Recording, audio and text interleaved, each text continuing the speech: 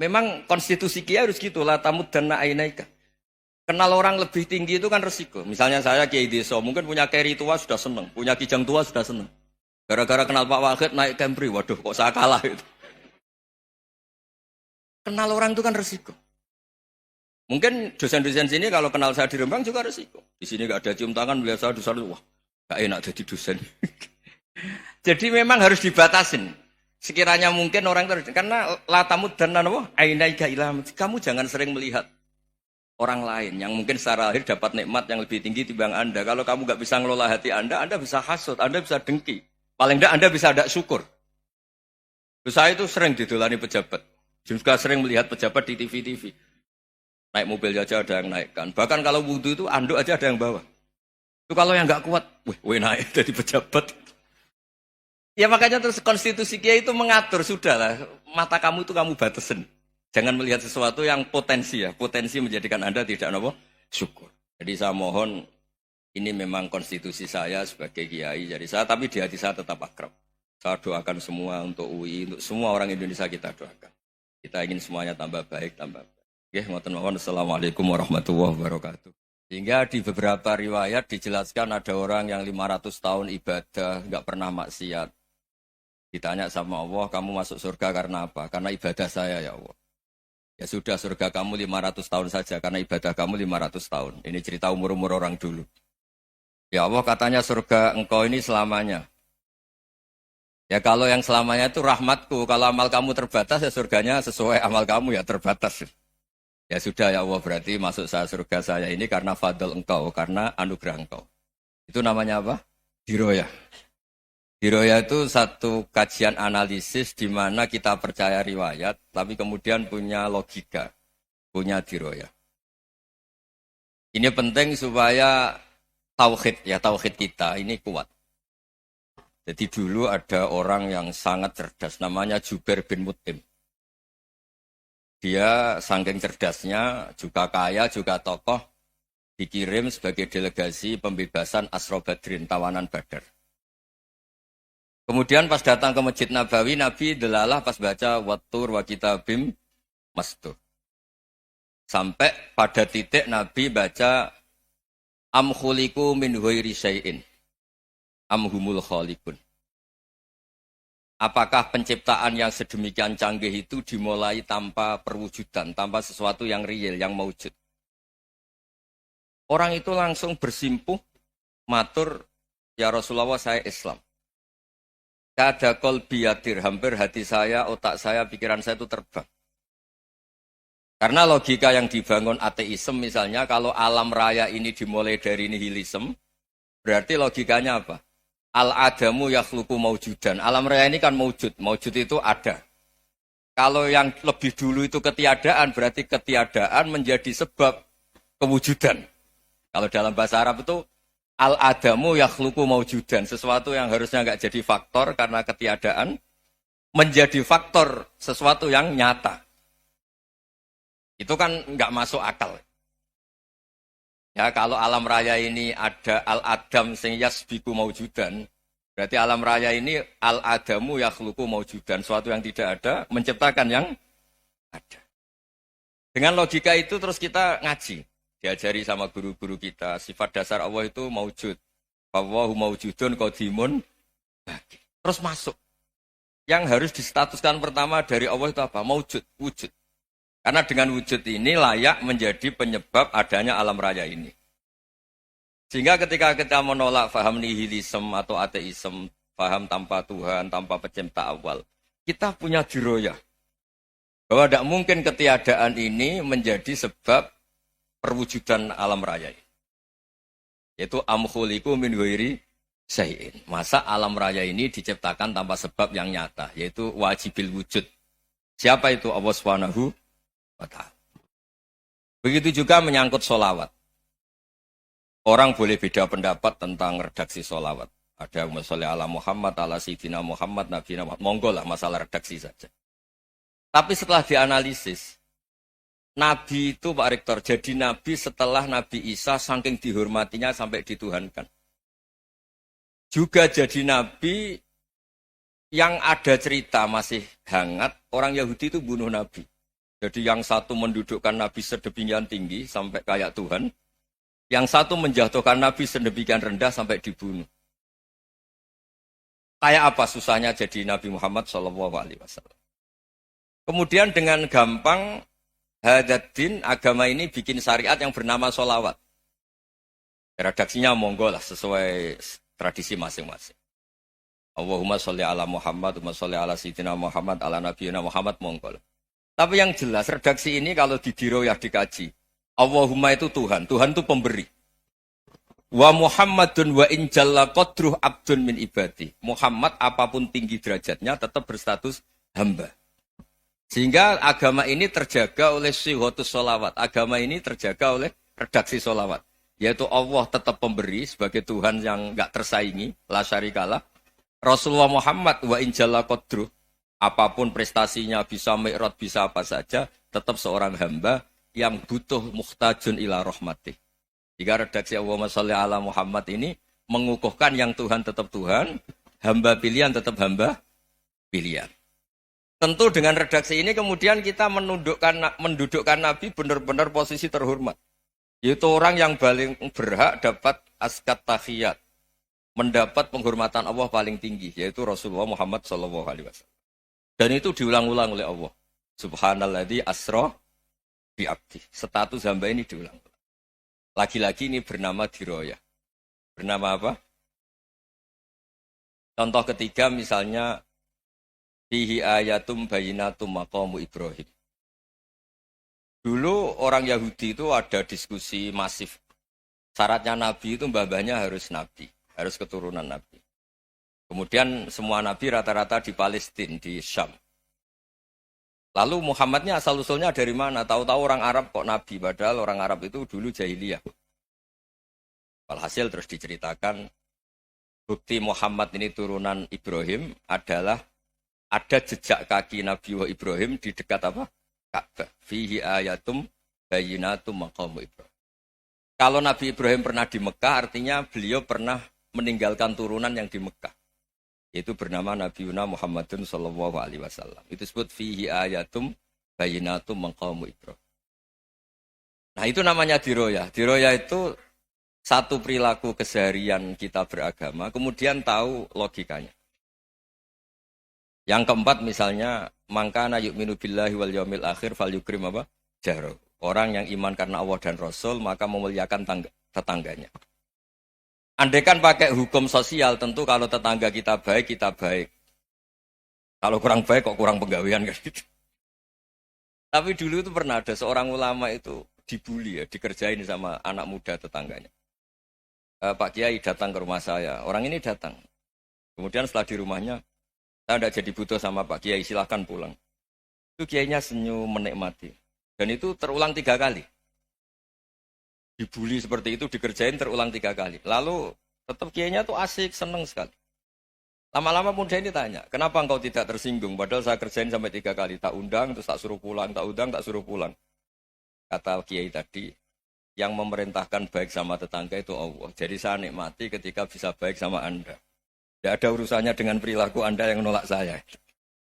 Nah itu terus kita tahu, memang motifnya kita baik sama tetangga karena iman sama Allah dan Rasul, bukan hukum kompensasi sosial. Jadi kalau mau diteruskan Pak Rektor, saya ngajar di sini ya karena perintah Allah itu orang alim harus ngajar, bukan karena perintah Rektor. Kalau diteruskan. Ya saya mohon juga gitu para dosen, para karyawan di sini kalau nggak khianat dengan UI itu karena takut sama Allah, jangan takut sama Rektor. Kalau Anda baik juga karena Allah, jangan baik karena apa? Rektor. Bagaimanapun ya semua kita ini makhluk. Makhluk itu la yadurru wa la yanfa. Begitu juga melihat Indonesia.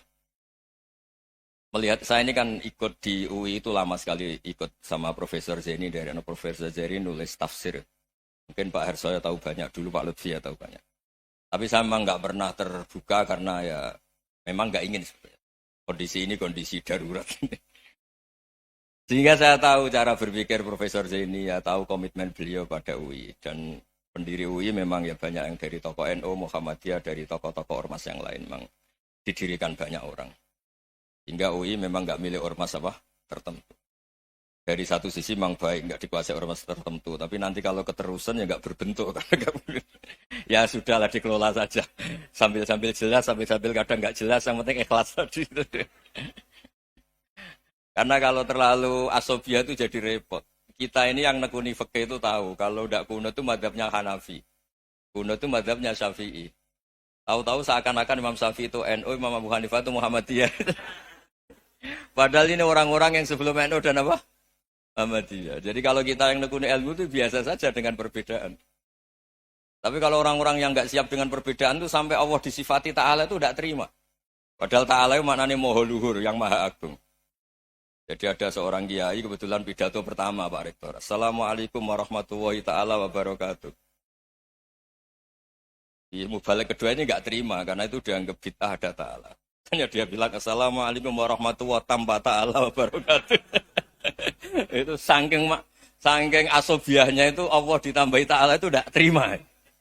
Padahal Ta'ala itu maknanya Maha Agung. Nah itu kan jadi repot kalau asobia gitu. Kalau kita ngadepi perbedaan itu biasa saja. Karena kita mungkin bacanya banyak, lihat hal-hal seperti itu ya biasa saja. Karena dulu itu perbedaan itu urusan sudut pandang. Ya saya ulang lagi, perbedaan itu sudut. Allah yang Tuhan saja sering didebat sama nabi-nabinya. Karena urusan sudut pandang apa? Saya beri contoh ya. Suatu saat Khalilur Rahman Ibrahim itu saatnya meninggal sama Allah, Israel disuruh. Israel itu Ibrahim saatnya meninggal, ambil nyawanya. Setelah datang ke Ibrahim, ya Khalilur Rahman Ibrahim, saya disuruh nyabut nyawa Anda. Itu Israel dipaksa mikir sama Ibrahim. Hal ra'aita khalilan yumitu khalilah. Kamu tahu orang yang mencintai kemudian bunuh yang dicintai. Itu logika agak benar. Akhirnya Israel kan nggak biasa debat, kan nggak dilatih debat, nggak pernah ikut lomba UI debat ilmiah. Dia taunya nyambut nyawa aja. Kembali ke Allah. Ya Allah, kata Ibrahim, hal ra'aita khalilan yumitu khalilah. Masa kekasih bunuh yang dicintai ya. Tapi kata Allah santai. Bilang ke Ibrahim, hal ra'aita habiban yakrahu ayyalqa habibah. Masa katanya dia cinta saya, kemudian ketemu saya tidak berani. Israel mater lagi. Logikanya gini Ibrahim, masa yang dicintai sama yang ketemu yang dicintai nggak berani.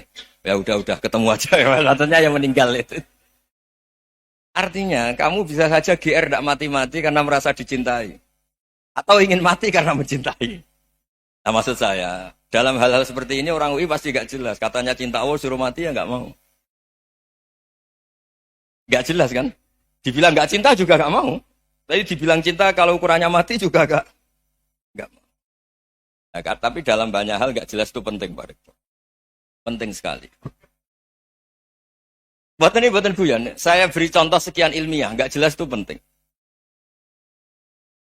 Rasulullah Shallallahu Alaihi Wasallam itu dalam banyak hal itu disuruh Allah, memang disuruh supaya ngambil sikap seperti itu.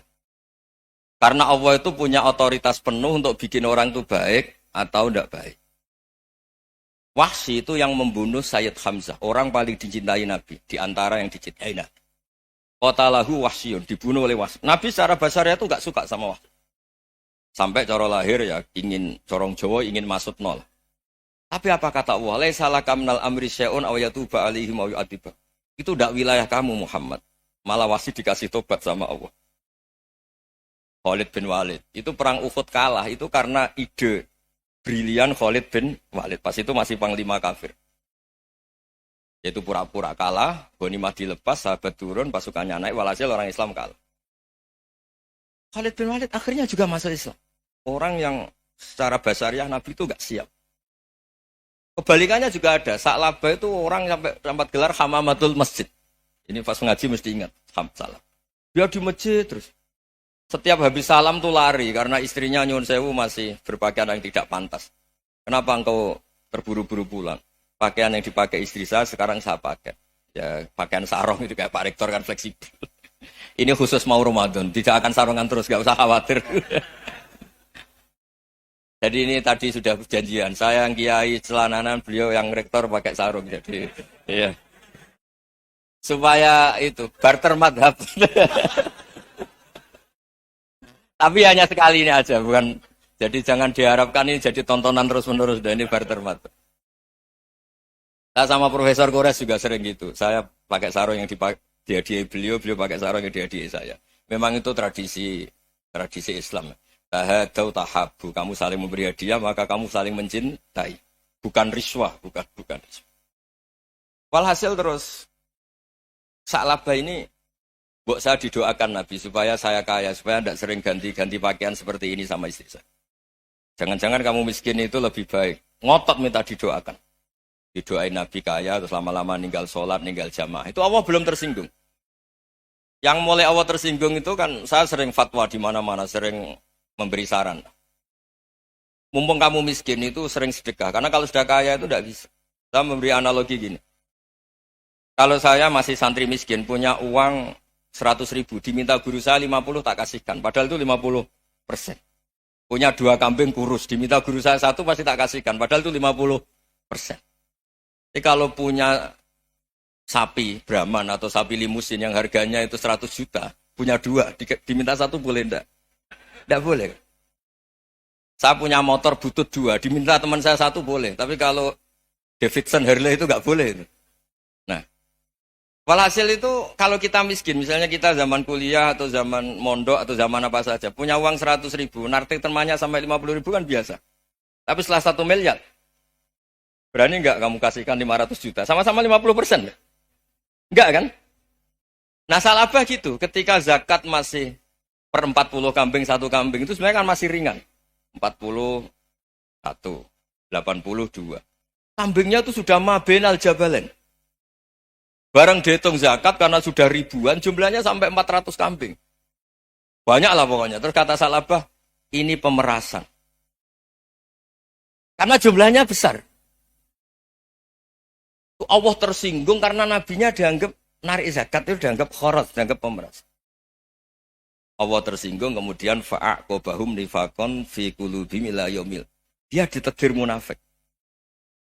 Semenjak itu terus tadi kembali gak jelas tadi. Barkohnya gak jelas itu menjadi orang tuh bijak. Ini sekarang nakal, jangan-jangan nanti jadi orang baik. Yang sekarang baik, jangan-jangan suatu saat jadi tidak baik. Semua orang introspeksi.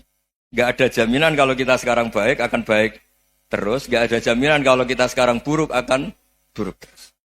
Sehingga terus banyak kiai-kiai bijak itu memang lahirnya gak tegas. Tapi gak tegas itu yang menjadikan bijak. Karena sama-sama mungkin. Itu yang disebut laisa laka minal amri syai'un aw yatuba alaihim wa yu'adzibum. Itu tidak wilayah kamu. Ketika Allah mengomentari orang munafik juga wa yu'adzibal munafiqina insya'a aw yatub. Bisa saja ada yang disiksa, bisa saja ada yang dikasih tobat. Karena pola yang kita analisis itu semuanya menurut kita. Bukan menurut kemaslahatan orang apa? Banyak. Saya punya sekian contoh cerita. Orang yang sowan kiai baik-baik, mungkin bawa gula atau salam tempel, tidak tahu lah. Itu tidak mesti jadi wali. Tapi Kalijogo yang kenal Sunan Bonang, itu kenalnya itu karena ingin begal. malah jadi wali. Tapi tidak usah dicoba. Umar itu nyari Nabi itu mau dibunuh. Tapi malah tobat jadi orang baik. Jadi ini penting ngaji ya, supaya tidak tegas itu, tidak jelas itu kadang baik. Nah termasuk saya juga termasuk dia yang milih tidak jelas. Saya sering gojlok gini, Fajar Hadili ini murid-murid saya sering saya gojlok. Kalau semua sistem pendidikan kayak kampus, kayak UII, kayak UIN semuanya, itu sistem yang bagus. Karena tertib jam kuliahnya jelas, mata kuliahnya jelas. Kalau di pesantren itu Pak Arso, itu gak tertib. Tapi justru itu enak, ketemu di jalan orang berani tanya. Nah, ini kalau mbak-mbak misalnya menstruasi, mau belajar haid nunggu semester berapa baru tahu. Itu bisa sekian tahun gak sholat karena nunggu pelajarannya baru diterangkan. Mau haji juga gitu, nunggu mata pelajaran haji. Kalau nggak jamnya, nggak mau dosennya ngajar. Ya, kalau kiai kan enggak, ketemu di jalan, tanya, dijawab. Jam berapa juga dijawab. Artinya Indonesia itu berkah, ada sistem kampus yang tertib. Ya semoga termasuk tertib gajinya. Tapi tertib gajinya itu juga sebenarnya rugi, saya sering. Ada pegawai negeri Gus, tolong doain saja di PNS, enak jadi. Gajinya tetap. Kata saya nggak mau kalau gaji saya tetap. Kok bisa Gus, enak tiap bulan mesti dapat gaji. Kalau tetap nggak naik-naik kata saya. Kalau kiai gajinya nggak tetap, tapi di atas yang tetap kata saya. Artinya Indonesia itu berkah. Kalau semuanya pakai sistem pendidikan setertib ini, orang mau tanya khaid ya nunggu pelajaran khaid. Bab haji ya nunggu pelajaran haji. Tapi kalau ketemu kiai itu enggak. Ya pokoknya saya pernah di pasar, Gus mau tanya. Tanya apa? Anak saya ini keluar darah terus gini-gini. Padahal biasanya khaid hanya 7 hari gini-gini. Ya sudah kembalikan ke biasanya, rudat ilal adat. Itu enggak usah sowan ke rumah. Juga enggak registrasi dulu, enggak daftar dulu. Ya ini enggak nyindir cerita saja. Supaya ini bukti koalisi beneran. Jadi saya yang kiai enggak tertib jam, koalisi sama yang tertib jam. Jadi kalau semuanya sistem kampus, nanti pertanyaan itu enggak bisa on time, enggak bisa setiap saat. Makanya Indonesia itu berkah. Kiai-kiai yang alim yang di jalan-jalan banyak. Juga kiai yang di kampus dokter-dokter fikih banyak. Yang nekuni ilmu umum ya banyak. Macam-macam. Itu masalah itu kalau saling mengadili itu baru masalah. Misalnya kiai ngeluh, nggak enak jadi kiai, tidak punya gaji tetap. Yang dosen ngeluh, nggak dicium tangannya. Karena memang unik Indonesia itu. Kalau guru fikih kok dosen itu tetap nggak dicium tangannya. Karena pikirannya anak-anak itu wong sudah bayar disuruh nyium. Itu kayak di alam sadar tuh gitu. Kalau kiai itu kan anak-anak gak bayar itu. Ya opanya cium tangan itu. Makanya kalau kiai-kiai tidak keramat bisa mati karena cium tangannya doang itu bisa mati itu kiainya. Ya ini cerita. Supaya saling menghormati saling. Jadi kalau makanya itu pakar-pakar akhlak ya, pakar-pakar etika peradaban. Itu tertampar betul ketika Nabi urusan ilmu itu mengabaikan itu kalau sudah urusan ilmu. Misalnya begini, ada urusan ilmu. Ada mbak-mbak cantik atau ibu-ibu cantik. Itu dalam Islam itu diajarkan jangan sopan-sopan banget. Kata Nabi, karena kekuatan ilmu itu di atas kekuatan akhlak, di atas kekuatan adab. Ya nisa an-nabi lastunna ka ahadim minan nisa. Ini taqaitunna fala takhdu'na bil qaul. Fayat ma'alladhi fi qalbihi maradun. Misalnya ada mbak-mbak cantik, menarik. Kemudian sopan misalnya sama Pak Fajarin sama dosen-dosen. Monggo binara. Wah itu bahaya pikirannya kemana-mana itu. Orang yang imannya pas-pasan, berarti mau. Maksud saya kalau cantik, menarik ketemu di jalan, biarin aja dosennya. Mau kemana biarin aja. Gak usah dihormatin. Kalau dihormatin, Pak mau kemana sadarian bisa bahaya. Nah, biarin aja. Kalau tanya, Dek ini alamatnya mana? Cari sendiri Pak. Karena hanya dengan cara itu, si Pak dosen ini gak kepikiran. Gak ada orang suka, orang kedus itu gak akan. Tinggal sudah cantik, sopan. Wah bisa pikirannya macam-macam. Itu ilmu. Fala takhdu'na bil qaul. Kamu jangan terlalu lirih kalau ngomong. Fayat ma'alladhi fi qalbi maradun. Orang yang pikirannya masih kotor, pasti berpikir yang negatif. Anda mungkin demi sopan sama dosen Anda. Tapi sejauh mana dosen Anda juga berpikir positif. Itu kan uji iman sama uji nyali. Nah, sama pejabat yang sopan sama kiai mungkin punya Alphard, punya Robicon, punya terus bawa uang banyak. Terus sama kiai cium tangan hormat. Jangan-jangan kiainya yang pikirannya macam-macam. Ini berarti bisa jadi muhibbin potensial misalnya. Nah, saya ini termasuk kiai yang pengagum ilmu. Sehingga saya sama orang yang medit, yang kikir sama saya itu saya senangnya bukan main. Kenapa? Karena kalau orang medit itu gak berhak nuntut. Tapi kalau orang lomo 1 juta minta surga, 2 juta ya minta apa? Surga. Gus, salam tempel. 200.000 aja kadang minta surga. Tapi kalau yang kikir-kikir ya sudah salaman tok sudah. Gak minta apa-apa, kan dia tahu diri, gak bayar kok minta. Maksud saya, Islam itu luas. Dinikmati saja, Pak. Dinikmati saja. Nah itu diroya, maksudnya itu diroya. Diroya itu, kamu tahu aturan Islam itu, kamu harus yakin khairihi wa syarrihi minallah. Semua itu ujian, tapi kemudian dikaji. Makanya saya ini termasuk pengagum Imam Syafi'i. Imam Syafi'i itu dikasih tahu. Ada orang yang di depan engkau cium tangan hormat, itu di luar ngomong-ngomong. Ngata-ngatain Anda. Imam Syafi'i tertawa-tawa, sewenang. Loh, ada ini dikata-katain di luar kok. Kok tidak kamu anggap munafik malah tertawa. Berarti saya wibawa. Di depan saya nggak berani. Dianggap enteng saja.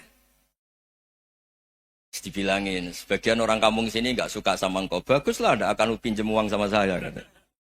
Di mana-mana orang pinjem minta tolong itu karena seneng. Kalau benci kan enggak. Intinya dianggap enteng saja. Yang terjadi di dunia itu semuanya dianggap enteng saja. Man asa ilaika fakot atlakoka. Yang berburuk sama kamu itu membebaskan kamu. Coba kalau akrab, titip. Ya misalnya akrab sama Pak Fajar. Bilangkan ke Pak Rektor, sangkap tuh jadi guru tetap atau apa, kan ribet. Kalau tidak cocok kan nggak minta apa-apa. Makanya hati-hati Pak Rektor sama yang akrab-akrab itu. Itu dulu saya juga nggak paham. Di antara wasiat Bapak yang sering diulang-ulang tuh itu.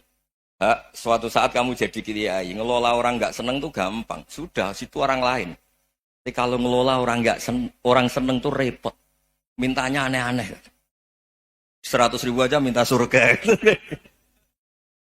Hanya teman tenis saja minta naik jabatan.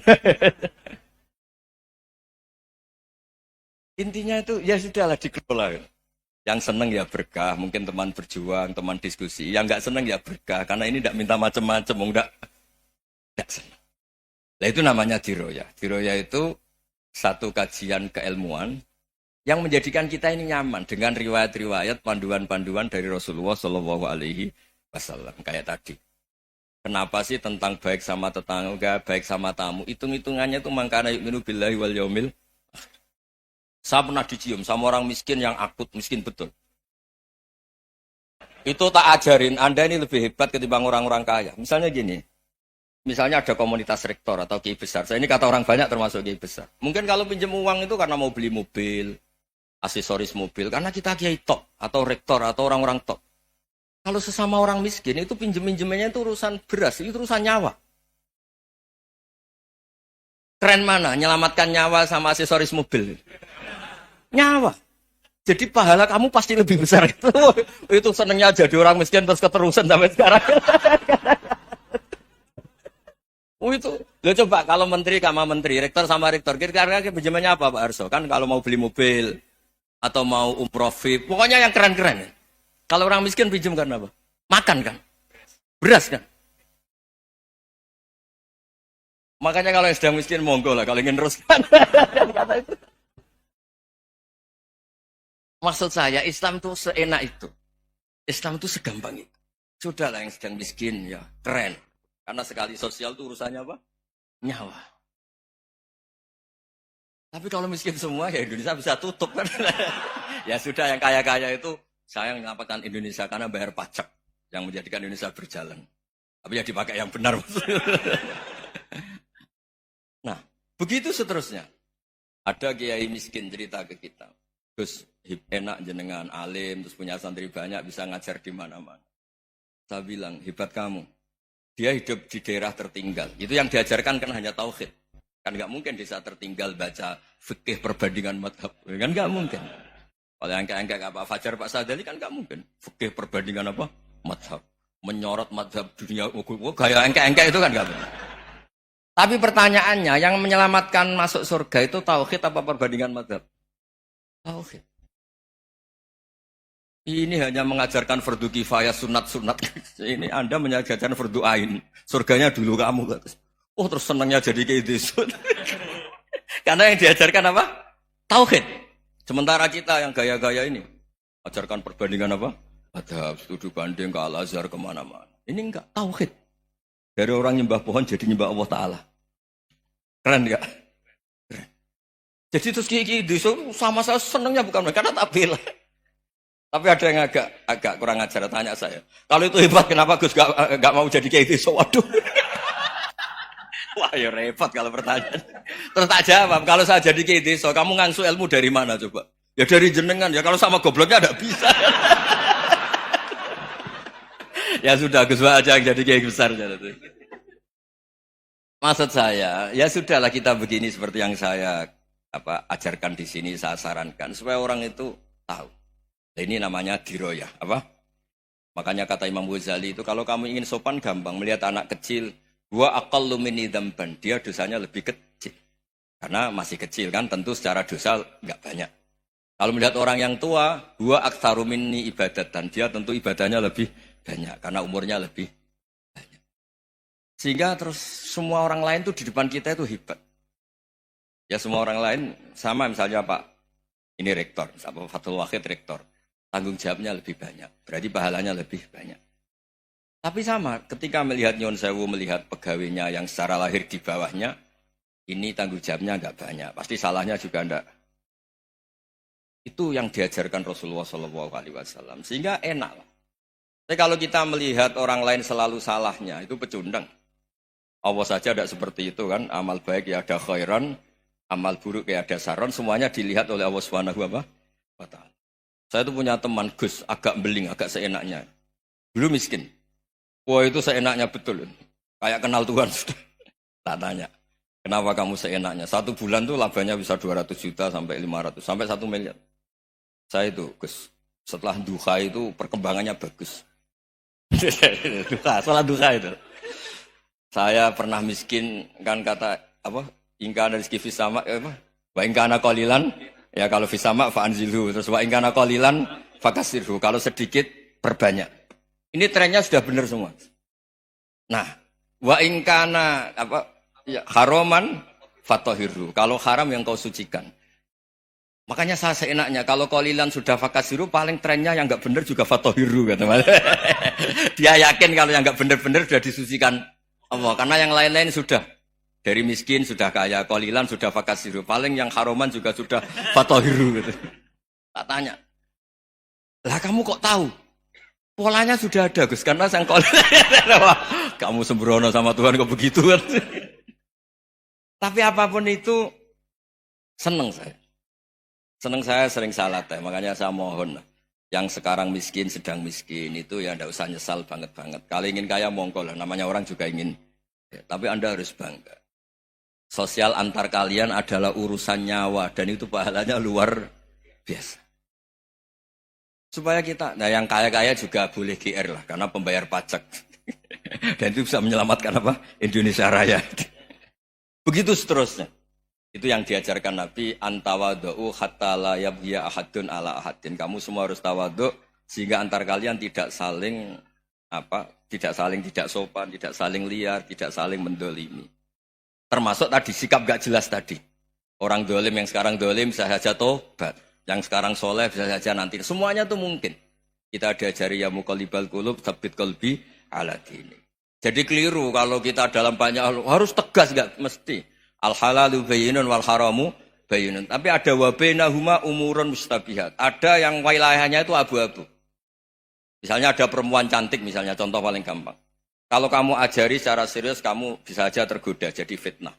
Jadi kalau orang soleh gak berani ngajarin, kemudian digunakan orang fasik, malah menjadi orang nakal, kita juga tanggung jawab. Kamu mau tegas gimana? Wilayahnya sama-sama mungkin. Wilayahnya sama-sama mungkin. Yang dekat pejabat mungkin terkontaminasi KKN. Tapi kalau pejabat gak dekati orang soleh, punya perilaku yang gak soleh, yang repot juga Indonesia kan? Nah hal-hal seperti itu kita tidak perlu ngambil sikap. Maksudnya gak usah ngambil sikap, ya kita buktikan kalau milih satu madhab, kita buktikan semuanya lebih baik, semuanya lebih bermanfaat, semuanya lebih berperadaban. Karena gak bisa dihindari wabena humain. Termasuk nyuwun sewu, saya mohon maaf sama mulai Pak Harso, Pak Lutfi sampai Pak Fathul Wahid. Saya ini termasuk kiai yang gak suka dekat sama orang-orang top. Bukan karena hasud. Memang konstitusi kiai harus gitu, la tamud dan na'inaika. Kenal orang lebih tinggi itu kan resiko. Misalnya saya kiai desa, mungkin punya keri tua sudah seneng, punya kijang tua sudah seneng. Gara-gara kenal Pak Wahid naik Camry, waduh kok saya kalah itu. Kenal orang itu kan resiko. Mungkin dosen-dosen sini kalau kenal saya di Rembang juga resiko. Di sini gak ada cium tangan, melihat saya di sana, wah gak enak jadi dosen. Jadi memang harus dibatasin. Sekiranya mungkin orang terus, karena latamud dan nanawa, ainaika ilham. Kamu jangan sering melihat orang lain yang mungkin secara lahir dapat nikmat yang lebih tinggi timbang Anda. Kalau kamu gak bisa ngelola hati Anda bisa hasut, Anda bisa dengki. Paling tidak Anda bisa ada syukur. Saya itu sering didolani pejabat. Juga sering melihat pejabat di TV-TV. Naik mobil aja ada yang naikkan. Bahkan kalau wudhu itu anduk aja ada yang bawa. Itu kalau yang nggak kuat, weh naik jadi pejabat. Ya makanya terus konstitusi kiai itu mengatur, sudahlah. Mata kamu itu kamu batasin. Jangan melihat sesuatu yang potensi ya. Potensi menjadikan Anda tidak apa? Syukur. Jadi saya mohon, ini memang konstitusi saya sebagai kiai. Jadi saya, tapi di hati saya tetap akrab. Saya doakan semua untuk UI, untuk semua orang Indonesia kita doakan. Kita ingin semuanya tambah baik, tambah baik. Oke, ngoten mawon. Assalamualaikum warahmatullahi wabarakatuh.